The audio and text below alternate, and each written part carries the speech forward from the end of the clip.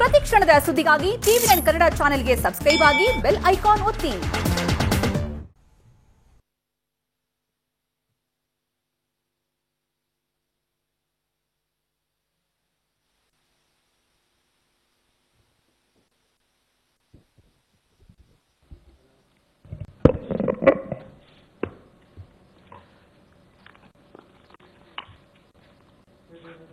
I'll draw your attention to the speech given on the 12th by the Honorable Prime Minister, who, referring to Atmanirbhar Bharat, had spoken about supply chain reforms and how technology-driven systems should work, and also how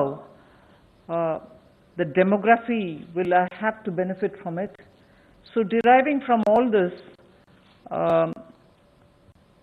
today, the third tranche of announcements which are being made is focusing on agriculture and allied activities. Agriculture, fisheries, dairy, animal husbandry, and allied activities.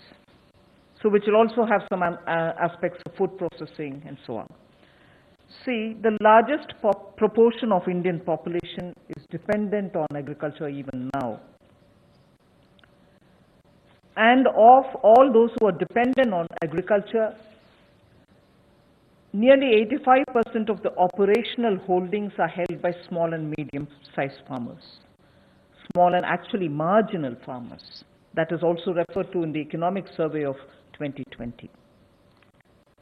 However, it always goes to the credit of the Indian farmers who, against all adversities, be it of the monsoon or sometimes unwanted drought or some crop pestilence, in spite of all that, Indian farmer has always stood up to the challenge, endured a lot, and made India reach certain global benchmarks.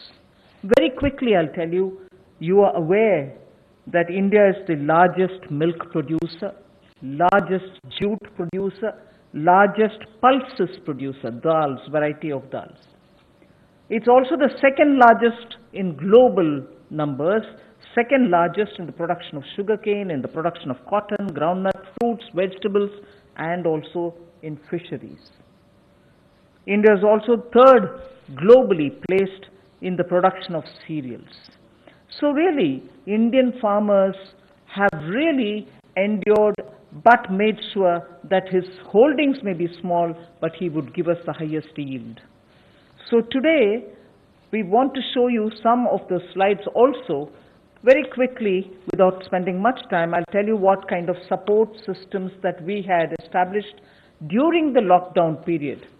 So that, as you are aware, keeping all the respects for social distancing and also ensuring all kinds of preventive measures are taken during the lockdown. It goes to the credit of our workers in the fields, our farmers, the peasants and the marginal farm landholders, that they almost concluded the Rabi crop harvest.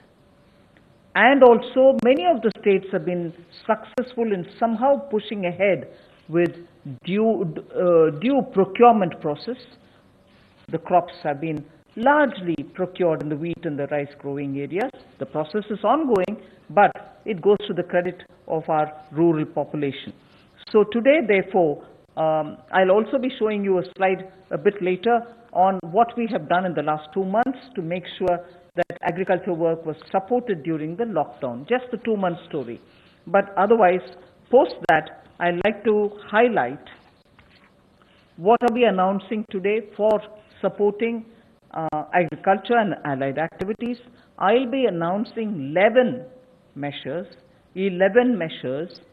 and from among them, 8 of them relate to strengthening infrastructure, strengthening capacities, building better logistics, and so on. So 8 of the 11 relate to such things where government allocates money, activities will be undertaken in such a way that very quickly we can ramp up on storage, capacities, logistics, and so on.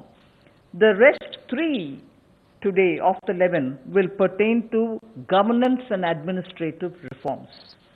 So that's the picture I'd like to put before you. But before we go to the slides, in Hindi.